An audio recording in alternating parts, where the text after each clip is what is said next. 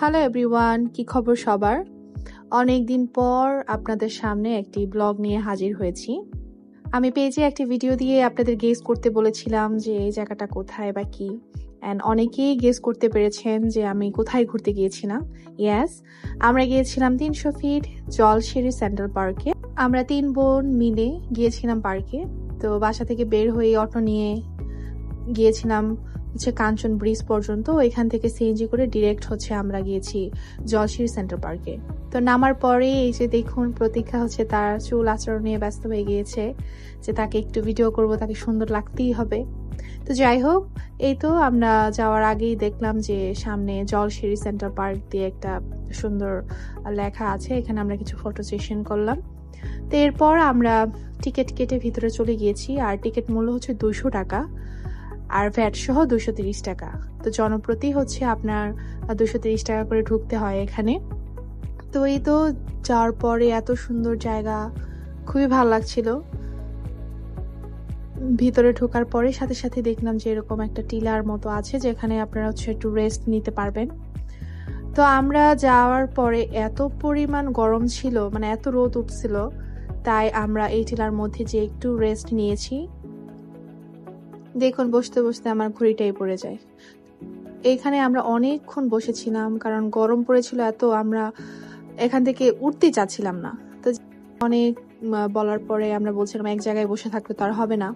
তো ভিতরে ঢুকলাম একটু সাহস নিয়ে, কারণ এত পরিমাণ গরম ছিল সেটা বলার মতো না। তো যাওয়ার পরে দেখলাম সাইডে একটা গ্রিন হাউসের মতো আছে। আমরা আসলে এই গ্রিন হাউসের ভিতরে ঢুকিনি, আসলে কি এখানে এটার ভিতরে কি আছে। তো যাওয়ার ইচ্ছা ছিল, গিয়ে দেখি যে এখানে ঝাড়ু টাড়ু দেওয়া হচ্ছে। তো এই জায়গাটা আমার বেশি পছন্দ হয়েছে, এখানে আমার খুবই ভালো লাগছিল। এই রাস্তাটা ভিতরে রাউন্ড করে বাঁশ দিয়ে বানানো হয়েছে। পুরোটা পার্ক এতটা সুন্দর, আপনি যেখানেই যাবেন শুধু সবুজ আর সবুজ, আপনার মনটাই ভরে যাবে। আর ফ্যামিলি নিয়ে যদি ঘুরতে আসেন তাহলে আমি বলবো এটা একটা বেস্ট পার্ক। আপনারা সারাদিন সন্ধ্যা 6টা পর্যন্ত ওই পার্কটা খোলা থাকে। শুক্রবার দিনে আসলে আমরা জনসাধারণ যারা আছি তারা এখানে প্রবেশ করতে পারবে না, কারণ যেহেতু এটা সেনাবাহিনীদের আন্ডারে, শুক্রবার দিন তাদের ফ্যামিলির জন্য এটা বুক করা থাকে, তাই সবাই শুক্রবার বাদে আসার ট্রাই করবেন। এখানে বাচ্চাদের জন্য প্লে জোন রয়েছে, বাচ্চারা আসলে অনেক এনজয় করতে পারবে। আমরা গরমে আসলে পাগল হয়ে যাচ্ছিলাম, তো একটা ঠান্ডা জায়গা খুঁজছিলাম যেখানে একটু ঠান্ডা লাগবে বসলে। তো এই জায়গাটা অনেক সুন্দর ছিল।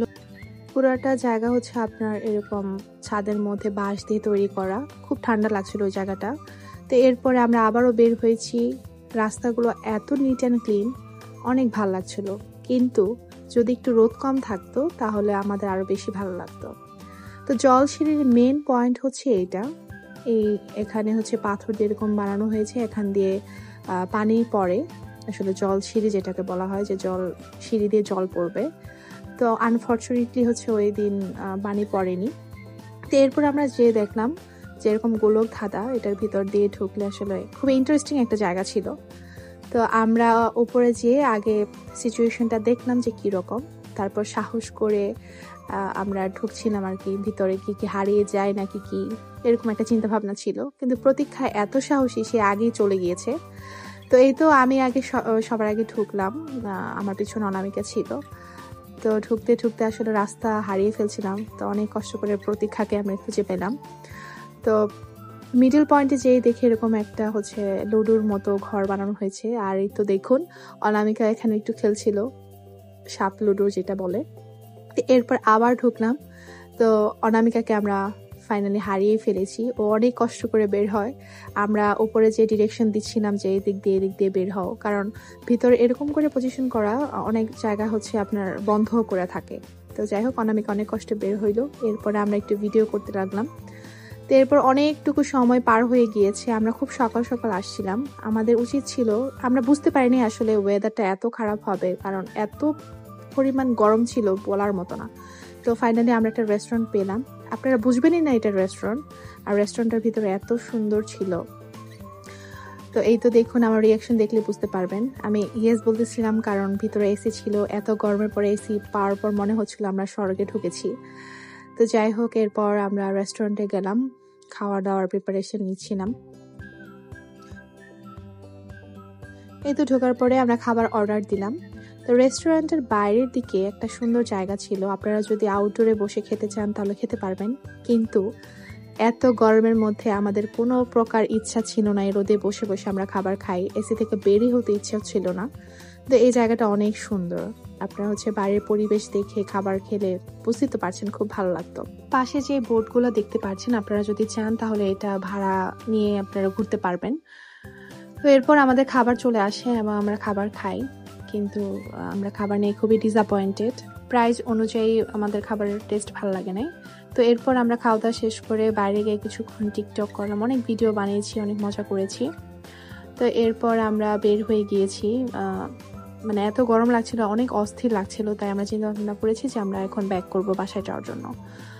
তো সব কিছুই ভালো ছিল পার্কের, কিন্তু রেস্টুরেন্টের খাবার দাবার আমাদের ভালো লাগেনি। আগে যদি জানতাম তাহলে আমরা সাথে করে কিছু স্ন্যাক্স নিয়ে আসতাম। তো এই তো দেখুন আমাদের কি বিধ্বস্ত অবস্থা গরমের মধ্যে, রোদে পড়লে যা হয় আর কি। আমাদের আসলে সারাদিন খুব ভালোই কেটেছিল, কিন্তু গরমটা যদি একটু কম থাকতো তাহলে আমরা আরো ভালো এনজয় করতে পারতাম। তো আমি রেকমেন্ড করবো, আপনারা যদি আসতে চান তাহলে এখানে ঘুরতে আসতে পারেন, জায়গাটা আসলে অনেক সুন্দর। তো এই পর্যন্ত আমার ভিডিও, সবাই ভালো থাকবেন, সুস্থ থাকবেন, ধন্যবাদ সবাইকে।